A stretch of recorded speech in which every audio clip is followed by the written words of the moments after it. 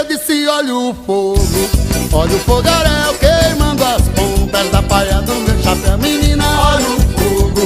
Olha o fogaréu queimando as pontas da paia do meu chapéu. Cadê Ritinha que não vê?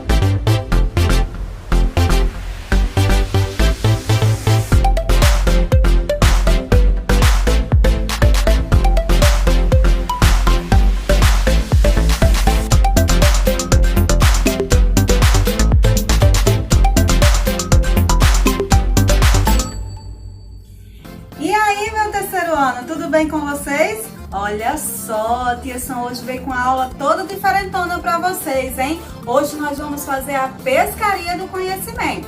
Vocês sabem que esse tipo de joguinho ele é muito comum nas festas juninas, não é? Nas quermesses, então tia Sam inovou e trouxe para vocês os peixinhos que tia Sam vai pescar para a gente relembrar o conteúdo das nossas aulas anteriores, que foram as paisagens, certo, pessoal?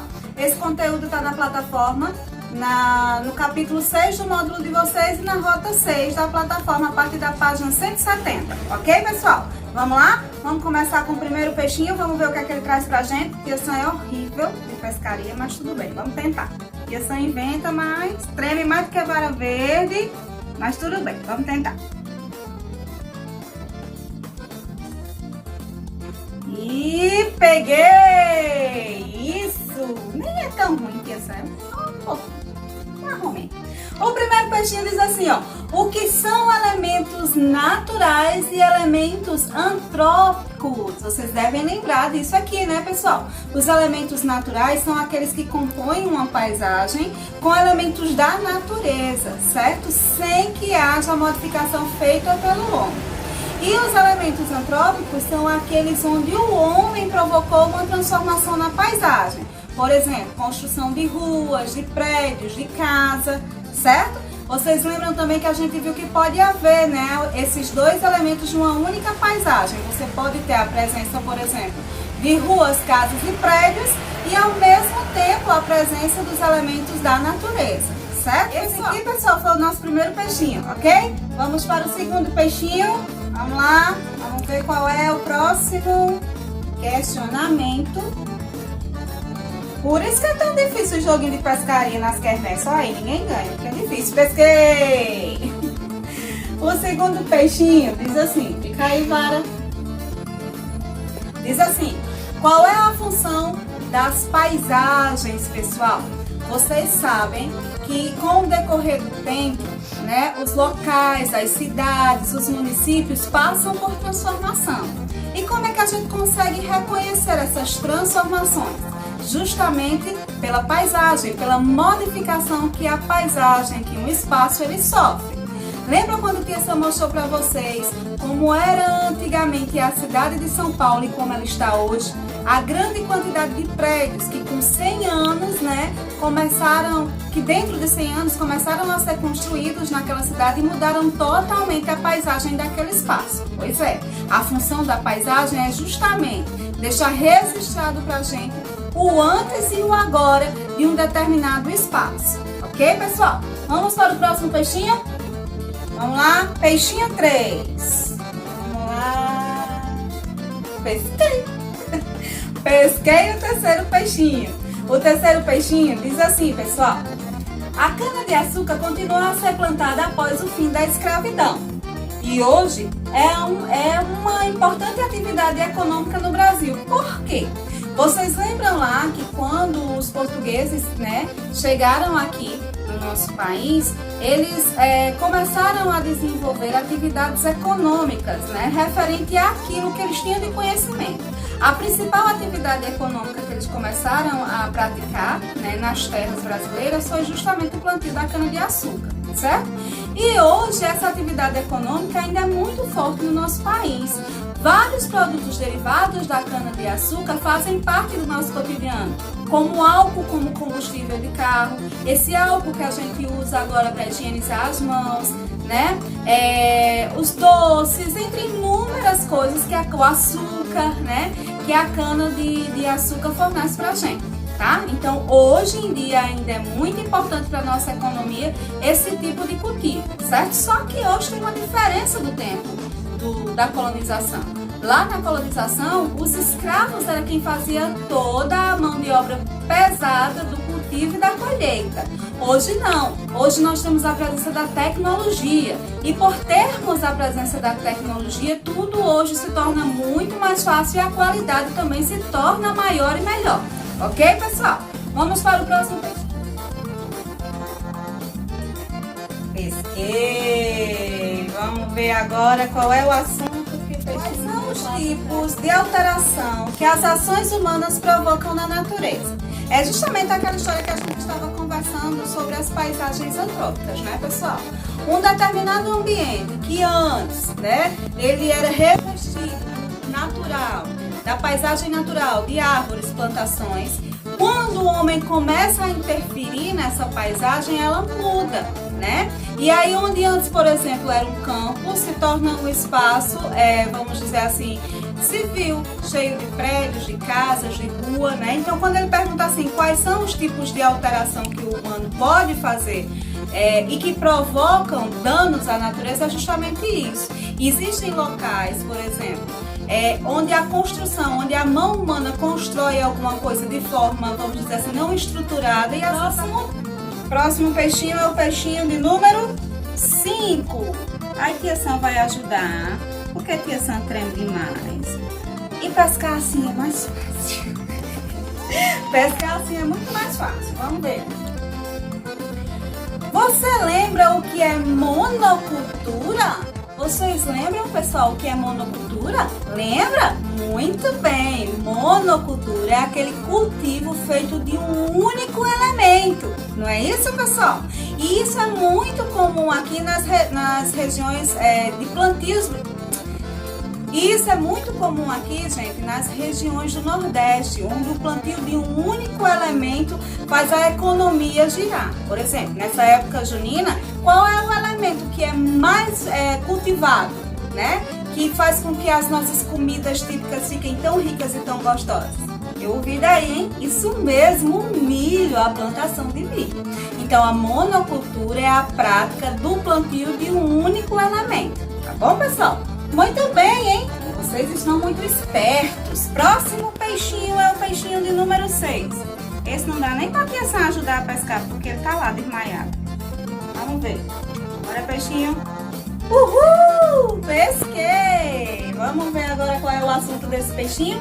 O que vem a ser técnicas de cultivo rudimentares? Pessoal, vocês lembram o que vem a ser as técnicas de cultivo rudimentar? Digam aí pra mim o que são as técnicas de cultivo rudimentar. Olha só. No início do século, né, as técnicas de cultivo eram antigas, arcaicas, certo? E não havia a preocupação em preservar o solo.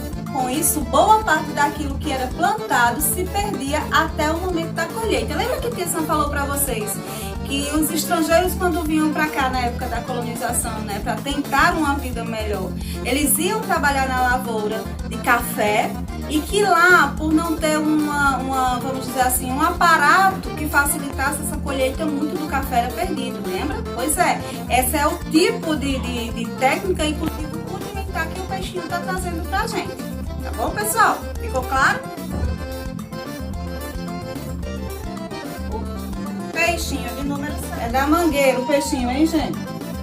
O peixinho número 7 diz assim: quando o Brasil começou a ser ocupado pelos portugueses, havia povos originários vivendo nas terras brasileiras. O que são os povos originários, pessoal? São aquelas primeiras pessoas que foram encontradas aqui pelos europeus. Quem eram? Justamente os nativos, os índios. Eles eram os povos originários. A palavra originário significa que deu origem, certo? Então, os primeiros habitantes encontrados, aqui no nosso continente brasileiro foram os indígenas. aqui, Rosinha. Pesquei. Essa pescaria de tia Santa tá furada, hein? Tô ligada. Diz assim, ó. 9. O que acontecia com aqueles que não recebiam as posses das terras e vinham para o Brasil, moravam e trabalhavam em terras que não eram suas? O que era que acontecia, pessoal? Lá na época da colônia, né, os europeus que vinham para aqui para o Brasil, certo? Na intenção de melhorar ou de ter uma condição de vida melhor para a sua família, vinham tentar conquistar um pedaço de terra aqui. Mas para que eles tivessem acesso e posse àquela terra, era necessário que o rei desse uma documentação para eles de que aquela terra seria deles enquanto eles estivessem aqui na colônia. Só que nem todo mundo tinha acesso a isso. E quando eles não conseguiam esses documentos, o que era que eles faziam? Eles iam viver e trabalhar nas terras que eram de outras pessoas, né? Em troca de viver naquele lugar, eles tinham que prestar serviços àqueles colonos. E nem sempre isso era muito agradável. Eram obrigados, sim, a pagar o que eles faziam uso daquela terra. Por exemplo, eles faziam um plantio naquela terra para tirar seu sustento, né? Que era a agricultura familiar. Eles teriam que retribuir aquilo ali, ou dando um percentual do que eles conquistavam, ou com o seu próprio trabalho, certo, pessoal? E isso foi muito ruim na história, né? Muitas pessoas não conseguiram ter suas terras e desistiam de ficar aqui e voltavam para sua terra natal, certo, pessoal? E o peixinho de número 8 diz assim, ó: para os portugueses, porém, para se viver em um pedaço de terra era necessário um documento dado pelo rei de Portugal, que dava o título de dono para essas propriedades. Como isso acontecia no período colonial? Veja só, ele convidava as pessoas e as famílias para morarem naquele pedaço de terra para dali começar a surgir um conceito de civilização, por exemplo, a montagem ou o surgimento de uma cidade, certo? De uma província, ok, pessoal? Mas para que isso pudesse desenvolver era necessário que esse documento fosse dado pelo rei, certo? E nem sempre havia uma distribuição, vamos dizer assim, honesta desse documento. É esse aqui, peixinho laranja. Meu amigo, eu sabia que eu era ruim de pescaria, mas desse jeito, Jesus! Nem bem pertinho eu consigo. Nem pertinho do peixe eu consigo pegar, tá ruim, hein? Ei, peixe! Vamos lá. Para quem eram construídas as senzalas, pessoal? Eu acho que as senzalas eram construídas para os donos dos engenhos. Não? Não, muito bem. As senzalas eram construídas para os escravos, certo? Era a moradia dos escravos. Para os senhores de engenho tinha, ou os donos, né, vamos dizer assim, tinha outro local. Quem lembra que local era esse onde eles moravam? Eu acho que eu vi muito bem. Era a casa grande, né, pessoal? Então tinha esses dois ambientes, né, no Brasil colônia. O que os escravos moravam, que eram as senzalas, e que os donos das terras, né, moravam, que era a casa grande. Geralmente a casa grande era um local muito espaçoso, que ele rodeava um determinado espaço, assim, do terreno, certo? Para que os escravos tivessem acesso e pudessem prestar o serviço dentro de quem era construída a casa grande. E a senhora já respondeu para vocês. Para quem era construída a casa grande? Era para os escravos? De forma alguma, né? Era para os donos de terra, os donos de engenho. E legal essa, hein? Difícil tinha pescar, mas fácil da gente conversar a respeito do conteúdo. Nem tinha botando na mão, tinha pesca. Misericórdia. Pesquei! Olha só. Diz assim: no Brasil criou-se uma dependência muito grande das pessoas que não eram proprietárias de terra em relação aos donos de terra. Por quê? Era justamente essa dependência da barganha. Você trabalha para mim e eu deixo você morar no meu pedaço de terra. Você faz o seu cultivo, cuida daquela terra e eu deixo você tirar um pouco da colheita daquela plantação para a sobrevivência da sua família. Então isso aí criou-se um vício, uma dependência entre as pessoas que forneciam a mão de obra, certo? E os donos daquela terra, ok, pessoal? E vamos para o último peixinho para terminar a nossa pescaria. Cadê o anzol? Vamos lá, o último peixinho. O último peixinho. bora, peixe, tem que ajudar, minha gente. Tem que ajudar, que os peixes são muito difíceis de pescar. Meu Deus do céu. Diz assim, o que vem a ser a agricultura familiar? Gente, Tia Sam falou muito disso pra vocês, né? A agricultura familiar, gente, é aquele estilo de agricultura, certo? Muito presente aqui no Nordeste, principalmente na época junina, onde tudo é feito entre famílias, certo, pessoal? Não há presença de terceiras pessoas. Ou seja, desde o plantio até o cultivo e a venda desses elementos, tudo isso é feito pelos membros de uma única família, certo? Isso chama-se agricultura familiar. E cada vez mais isso se torna mais presente aqui no Nordeste, certo? Essa prática de famílias se envolverem com esse tipo de negociação agrícola, tá bom, pessoal? Então, a agricultura familiar é uma família toda unida no plantio, na colheita e na venda dos alimentos, né, daquela localidade. Aqui, por exemplo, no Nordeste, em Campina Grande, é muito comum a agricultura familiar das pessoas cultivando milho, amendoim, tá certo, pessoal? Macaxeira, né? É bem comum isso aqui, tá bom? E a nossa pescaria terminou. E aí, vocês gostaram? Legal, né? Isso é um jeitinho de vocês brincarem em casa também. Vocês podem fazer os peixinhos, tá? Chamar a mamãe e o papai, tá certo? E fazerem as pescarias do conhecimento com as outras disciplinas também, tá bom? Eu espero que vocês tenham gostado. Lembra que tem atividade pra fazer, tá certo? Tá tudo bem direitinho lá na agenda, tá bom? E até a próxima aula. Tchau, pessoal!